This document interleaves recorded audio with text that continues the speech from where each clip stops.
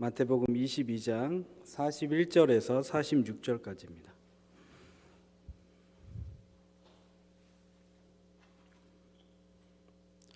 (22장) 41절에서 46절입니다. 마태복음 22장 41절에서 46절까지 제가 먼저 읽고 여러분 읽으시고 번갈아 읽다가 마지막 절은 함께 읽겠습니다.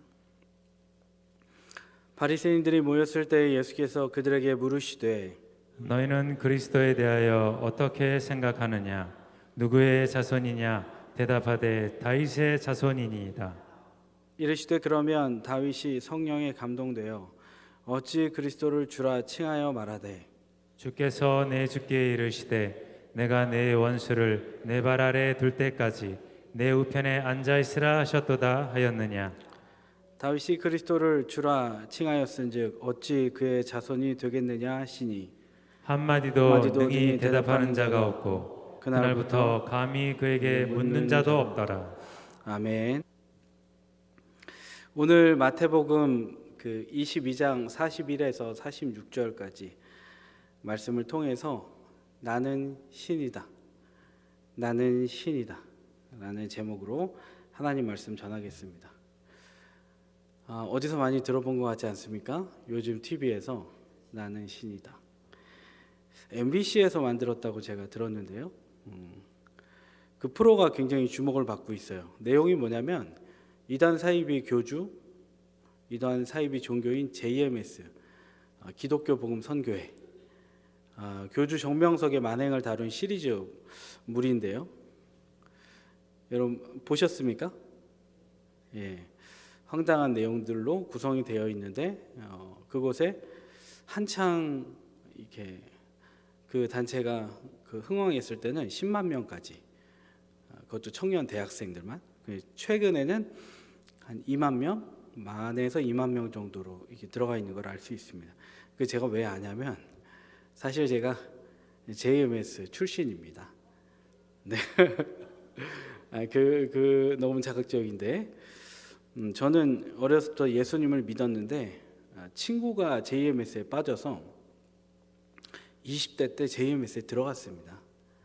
그래서 일부러 들어가서 친구를 빼내고 그리고 JMS를 연구하고 그리고 제가 이제 당시에 신학을 했으니까 거기에 가서 이제 JMS를 해체시키겠노라 그렇게 해서 들어갔습니다. 그래서 제가 잠깐 기자 생활을 했는데 그때 JMS에 들어갔던 경험이 기사를 쓰는데 많은 도움이 됐어요. 제가 들어갔을 때는 정명석 씨가 대만으로, 필리핀으로, 홍콩으로 이렇게 도망 다닐 때여서 실제로 영상 예배를 드렸거든요. 그걸 보면서 참 하와이 와이키키 해변에 이렇게 뒷 배경으로 있으면서 정명석 씨가 나와서 설교했던 확실히 이단 종교인 것을 제가 실제로 눈으로 보고 확인을 했습니다. 핵심 교리가 뭐냐면 이 시대의 구원자는 정명석이다. 그리고 정명석은 그렇게 이야기해요. 나는 신이다. 나를 통해서만 이 시대에는 구원을 받을 수 있다. 그러니까 JMS에 들어와야만이 구원을 받을 수 있다라는 이야기를 정명석이 한 거예요. 그러나 우리는 알고 있죠. 정명석은 메시아가 아닙니다. 한낱 사이비 종교의 우두머리고 그를 따르는 잔당들이 여전히 먹고 살려고 사이비에서 생활하는 것입니다. 온갖 음행과 술수로 나는 신이다라고 외치는 그들이 바로 JMS 집단이라는 거예요. 성경적으로 볼 때 계시록 20장에 나옵니다. 마지막 때 그들이 어떻게 됩니까? 불과 유황못에 던져질 거짓 선지자라는 것입니다. 그렇다면 여러분, 제가 오늘 왜 나는 신이다라는 제목으로 정했을까요? 이게 불과 몇 달 전만 해도 이 제목은 자극적이지 않았는데 왜 오늘은 자극적이 되었을까요? 여러분, 저는 오늘 결론을 미리 말씀드리면 예수님만이 참 신이다라는 것을 우리가 말씀을 통해 보기를 원합니다.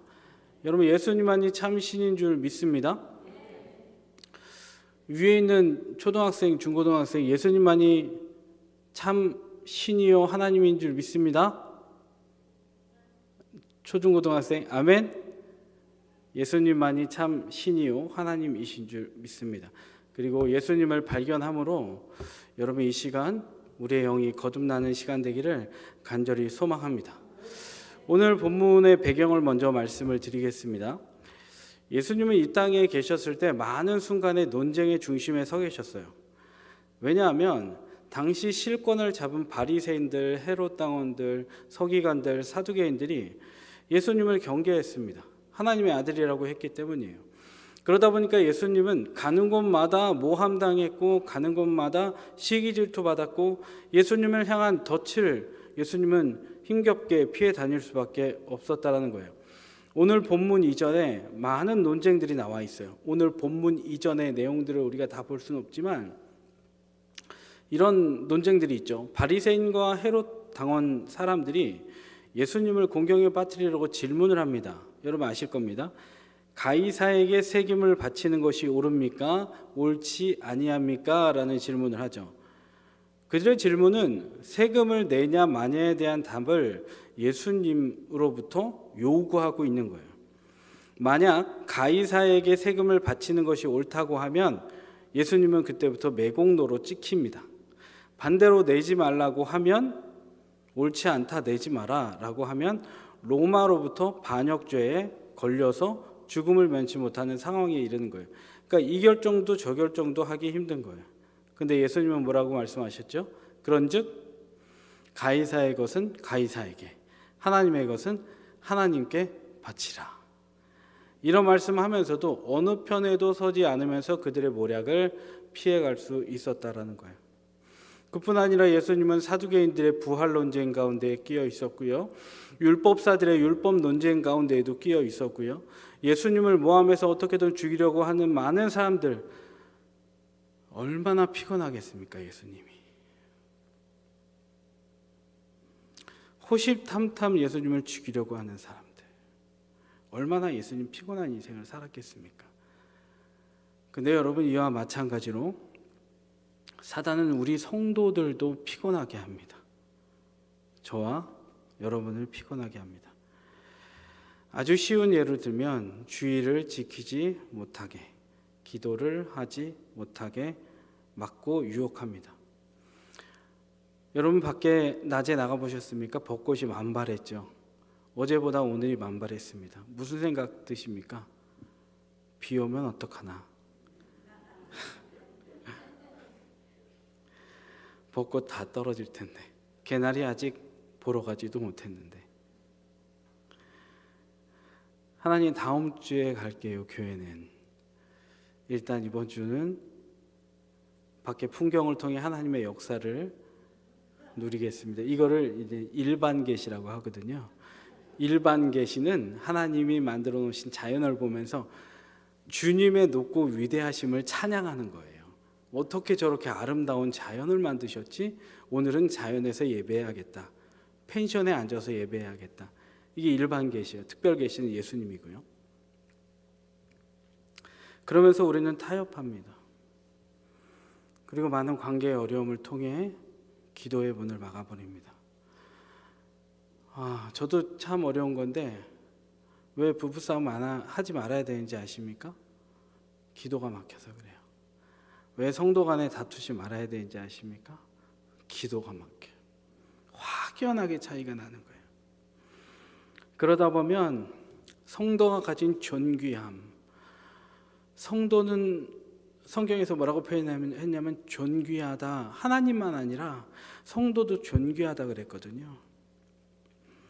거룩한 구별됨, 절대 믿음이라는 소중한 가치를 잃어버리고 말게 되는 거예요. 그래서 이 시대의 베드로 사도는 말씀합니다. 우리 베드로서 5장 8절을 같이 읽어볼까요? 8절 9절 시작. 근신하라 깨어라 너의 대적 마귀가 우는 사자같이 두루다니며 삼킬 자를 찾나니 너희는 믿음을 굳건하게 하여 그를 대적하라. 아멘. 사단 마귀는 늘 대적한다는 거예요. 우리를 주시한다는 거예요. 달콤한 것으로 때로는 위험한 것으로 우리를 공격한다는 거예요. 여러분, 그러면 지금 이 시간에도 사단은 우리를 공격한다는 거잖아요. 예수님을 그 당시에 사두개인 바리새인들 유대 종교 지도자들이 공격했다면 지금도 공격하잖아요. 그러면 언제까지 우리를 공격할까요? 언제까지? 내가 죽을 때까지? 성경을 읽어보겠습니다. 계시록 20장 1절에서 3절입니다.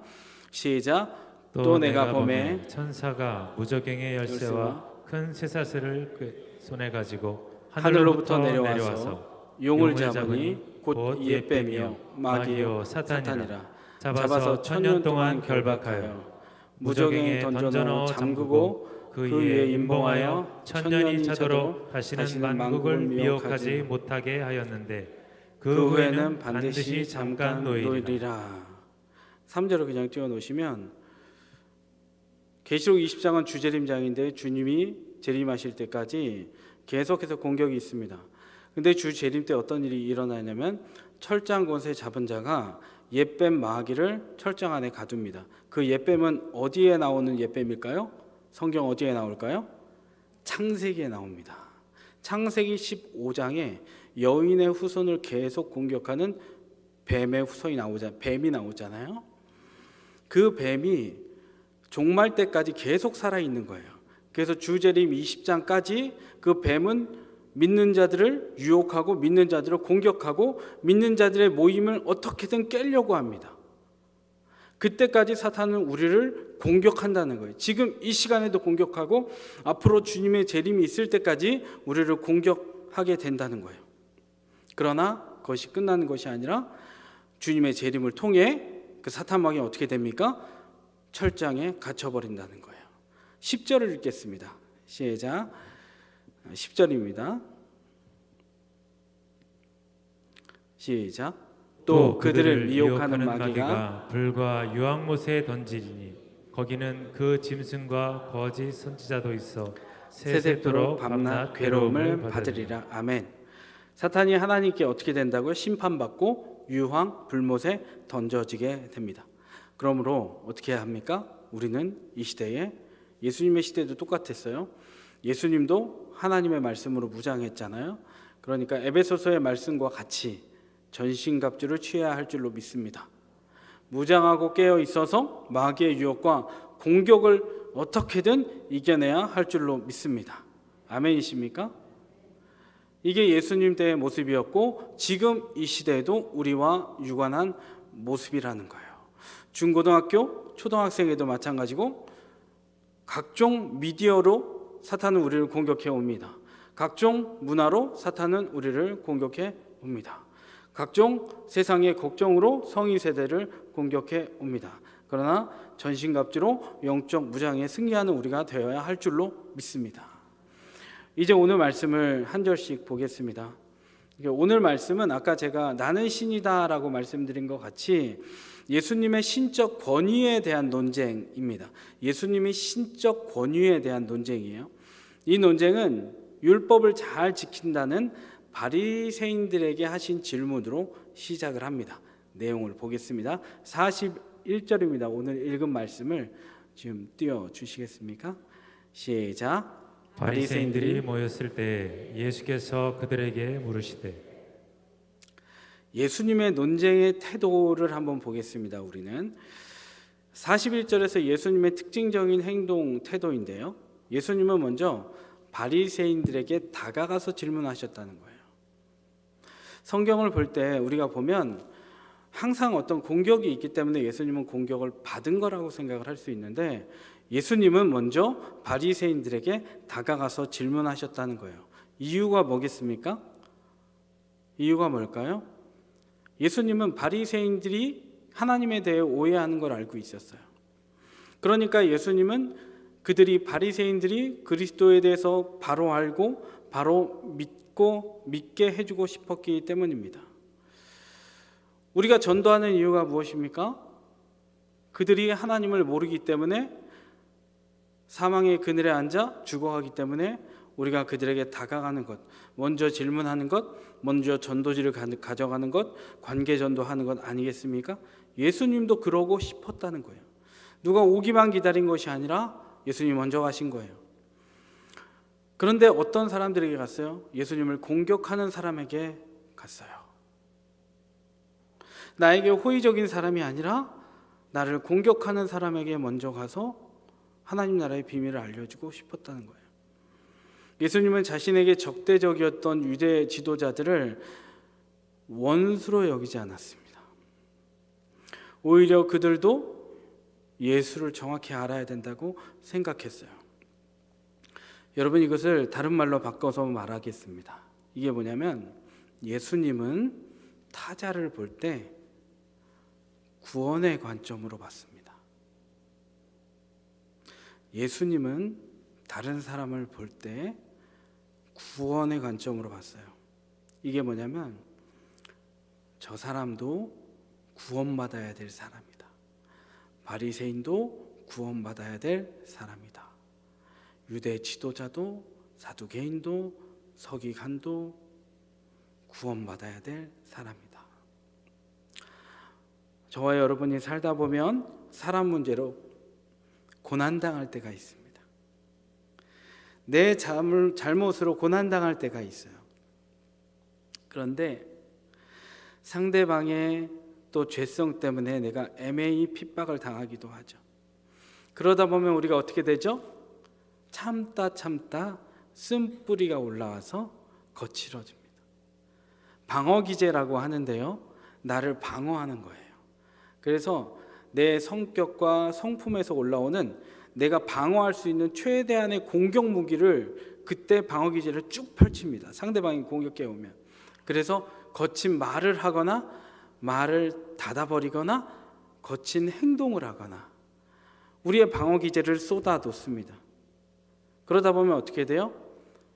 나는 방어를 하려고 했는데 결국에는 상대를 향한 공격 무기가 돼서 공격하다 보면 뭐가 무너지죠? 서로의 울타리를 폭탄으로 부서뜨린 것 같이 관계가 무너져 버리는 거예요. 그런데 우리 그리스도인들은 이때 어떻게 해야 됩니까? 어떻게 해야 될까요? 예수님처럼 원수로 보거나 악감정을 가지지 말아야 된다는 거예요. 예수님은 바리새인을 볼 때, 유대 종교 지도자를 볼 때 어떤 관점으로 봤다고요? 어떤 관점으로 봤다고요? 10원 빼기 1원이 뭘까요? 구원의 관점으로 봤어요. 다른 사람을 구원의 관점으로 봤어요. 상대가 연약하구나 그렇게 봤어요. 그리고 예수님은 그렇지 않지만 우리들은 그래야 돼요. 상대가 연약한 존재지, 죄인이지, 완전하지 않지. 그리고 나도 완전하지 않지. 당신이나 나나 완전하지 않음을 우리가 인정을 하게 된다면 구원받지 못할 죄인이 구원받았기에 여러분 구원의 관점으로 바라볼 때 서로가 승리하는 관계가 될 줄로 믿습니다. 하나님은 우리가 또 예수님은 우리가 타자를 심판하는 심판관이 되기를 바라지 않아요. 우리가 읽지는 않았지만 마태복음 22장 37절에 마음과 목숨과 뜻을 다해 하나님을 사랑하고 누굴 사랑해요? 이웃을 내 자신같이 사랑하라 라고 말씀하셨어요. 이게 하나님의 우리를 향한 바람이라는 거예요. 여러분, 이 시간 우리가 가만히 삶을 돌아봤으면 좋겠습니다. 상대를 볼 때 여러분 우리는 구원의 관점으로 봅니까? 아니면 옳고 그름의 관점으로 봅니까? 여러분 우리가 생각해 봤으면 좋겠어요. 이어서 42절에서 예수님의 또 행동을 한번 보겠습니다. 42절은 예수님이 바리새인에게 하신 질문의 내용이 나옵니다. 읽겠습니다. 시작. 너희는 그리스도에 대하여 어떻게 생각하느냐? 누구의 자손이냐? 대답하되 다윗의 자손이니이다. 예수님은 바리새인들이 그리스도에 대해서 잘못 알고 있는 부분을 꿰뚫어 보고 질문하신 거예요. 너희들이 그리스도에 대해서 잘못 알고 있다. 다시 42절을 보면 잘못 알고 있는 바에 힌트가 나오는데요. 바리새인들이 예수님의 질문에 대해서 그렇게 대답을 하죠. 주저하지 않고 말해요. 그리스도는 누구의 자손에서 나온다고 말합니까? 다윗의 자손에서 나온다고 말합니다. 여러분, 예수님은 누구의 자손이죠? 다윗의 자손입니다. 그 맞는 말을 했죠. 바리새인들이 맞는 말을 했어요. 그러나 완벽한 정답은 아니었던 거예요. 예수님은 겉모습이 아니라 말이 아니라 속뜻, 정확히 무슨 말을 하는지 예수님은 알고 있었어요. 완벽한 정답이 아니었어요. 왜냐하면 당시에 있던 사람들은 예수님, 그러니까 그리스도, 메시아가 한 인간으로 온다라는 것 정도만 알고 있었어요. 여러분, 다시 한번 설명해 드리겠습니다. 좀 어려울 수 있어요. 그리스도가 올 때 한 인간 중에 온다라고 생각을 했습니다. 그러니까 다윗의 자손 중에 혈육에서 온다. 이게 틀린 건 아니지만 그냥 단지 한 인간 족보에서 온다, 이 생각을 하고 있었습니다. 이해가 되시죠? 그런데 예수님은 어떤 분이냐면 예수님은 여러분 하나님이십니다. 예수님은 인간이시지만 예수님은 하나님이세요. 하나님께서 하늘의 영광을 내려놓고 친히 이 땅에 오신 분이세요. 여러분, 아멘이십니까? 예수님은 단지 하나님의 아들로서 인간으로만 온 것이 아니라 예수님은 하나님 그 자체였어요. 골로새서 3장에서 말했어요. 예수는 보이지 않는 하나님의 형상이다라고 했어요. 빌립보서 2장에서는 뭐라고 했냐면 그는 근본 본체시나 하나님의 영광을 동등됨께 취하지 아니했다고 했어요. 그러니까 예수님은 누구냐면 하나님이에요. 아멘이시죠? 유태인들, 여러분, 그들은 예수를 안 믿는 유대인이 있고 예수를 믿는 메시아닉주가 있거든요. 근데 유대인들은요, 예수를 안 믿는 유대인들은 바울을 싫어합니다. 바울. 왜 싫어하는지 아십니까? 왜 싫어할까요?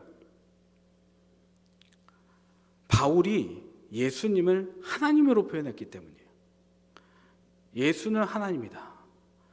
그러니까 유대인들은 예수님을 하나님으로 인정하지 않아요. 그리고 그는 그냥 선지자로만 인정을 해요. 그런데 바울이 예수님을 하나님이다. 그는 근본 본체시나 하나님과 동등됨을 취하지 아니하셨다. 그는 보이지 않는 하나님의 형상이다. 이걸 인정하지 않은 거예요. 당시에 바리새인들도 마찬가지였던 거예요. 예수님, 그리스도는 어떤 존재다? 다윗왕, 구약에 있던 다윗왕의 그 명성, 그 통일왕국 시대에 떵떵거리던 그 이스라엘의 영광을 회복시켜줄 육신적인 피부치로서의 오는 인간으로서의 그리스도는 기다렸지만 하나님께서 하늘 보좌를 버리고 이 땅 가운데 오셔서 인간과 함께 하시며 민생의 문제 가운데 같이 아파하시고 히브리서의 말씀과 같이 인간의 모든 고통을 짊어지시고 물과 피를 다 흘리시고 그리고 죽으시고 3일 만에 부활하시고 우리의 모든 고통을 다 이해하시는 하나님인 것을, 그리스도는 그런 분인 것을 바리새인들은 인정하지 않았던 거예요. 단지 그들은 그리스도는 인간으로서 온다라고 한 거예요. 그러자 그 얘기를 듣고 예수님은 43절부터 말씀하십니다. 43절에서 45절까지 읽겠습니다. 시작.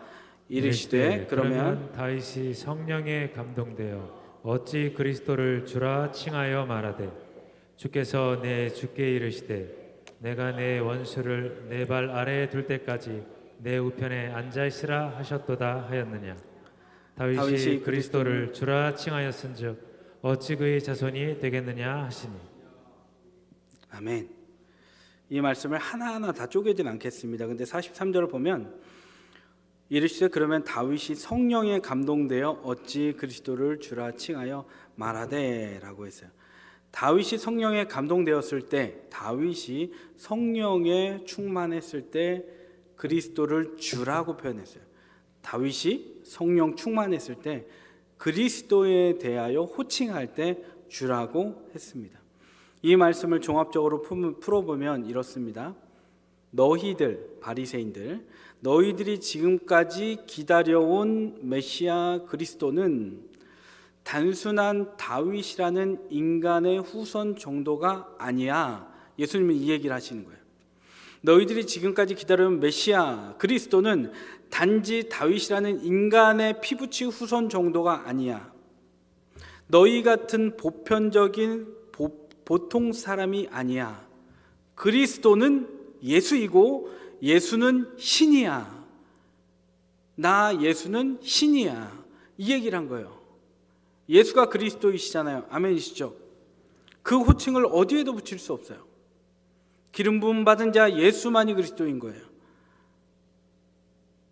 그러니까 예수님의 본문에서 언급한 다윗은 이런 거예요. 성령의 감동으로 말미암아 예수님이 인간이시면서 주가 되심을 알았습니다. 성령의 감동하심으로 다윗은 예수님이 인간으로 오지만 100% 신이라는 것을 다윗은 알았던 거예요. 그래서 다윗은 자신보다 1000년 후에 태어날 후손인 그리스도 예수의 하나님 되심을 미리 알고 주 되심을 미리 알고 자기의 후손인 예수님을 높여서 주다, 그리스도를 주다라고 표현한 거예요. 여러분 좀 어려우시죠? 이해를 돕고자 예를 들겠습니다.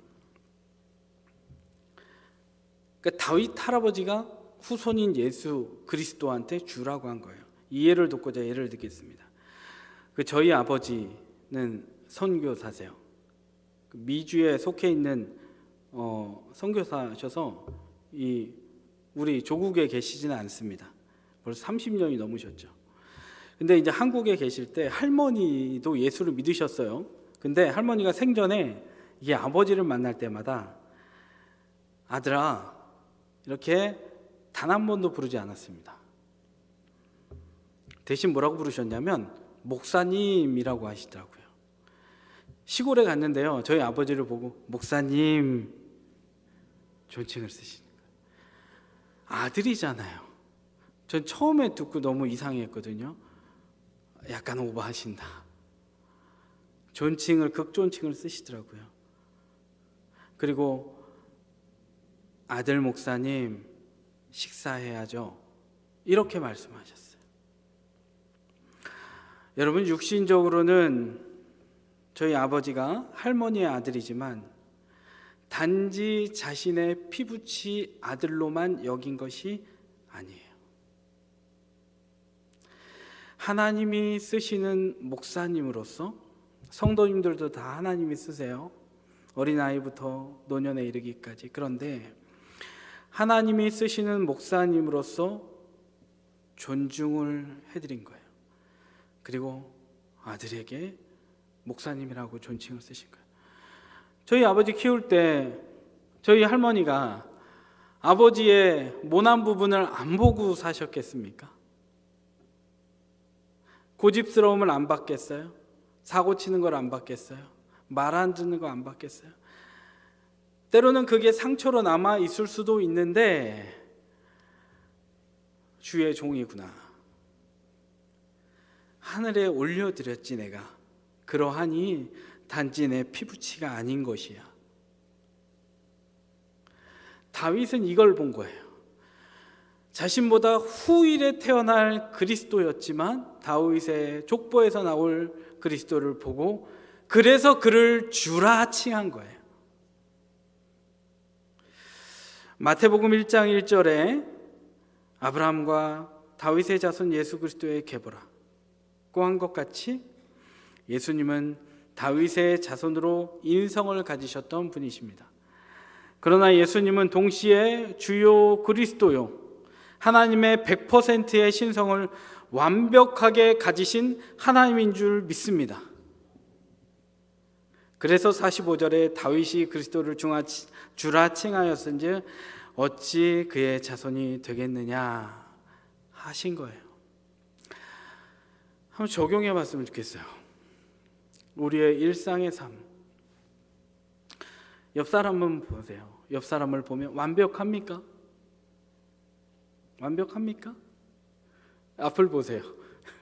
감사합니다. 저도 완벽합니까? 완벽하지 않습니다.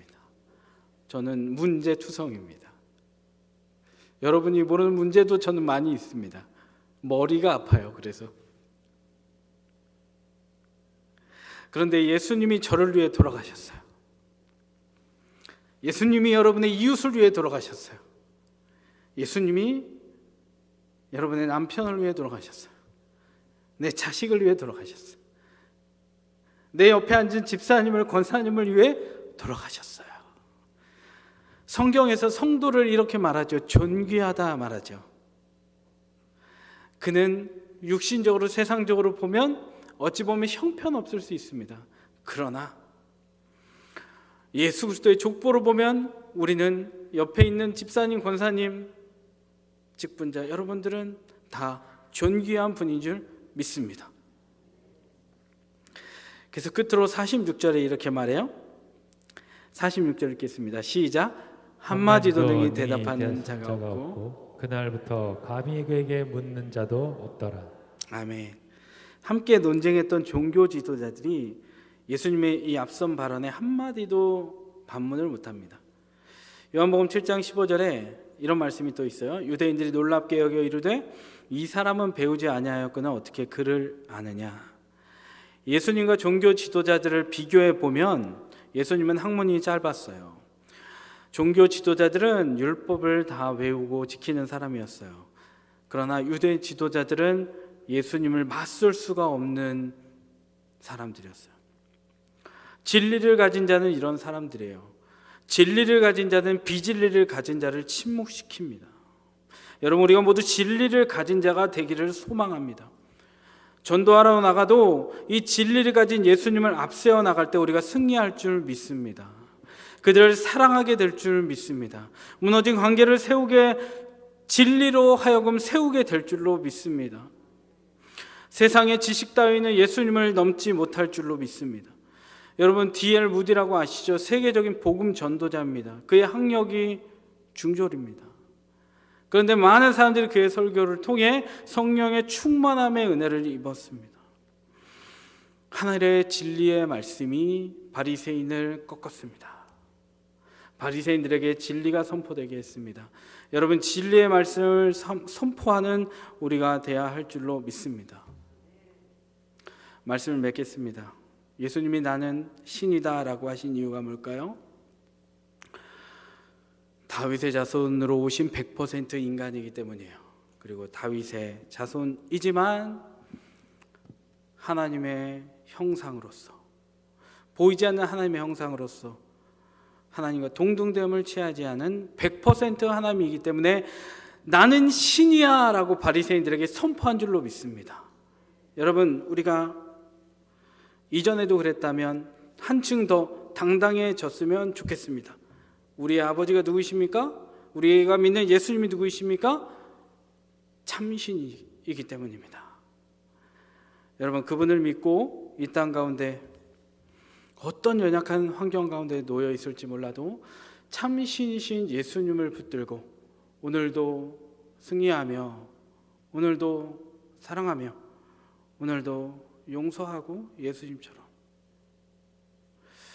그의 자녀로 형상이 회복되는 우리의 삶이 될 줄로 믿습니다.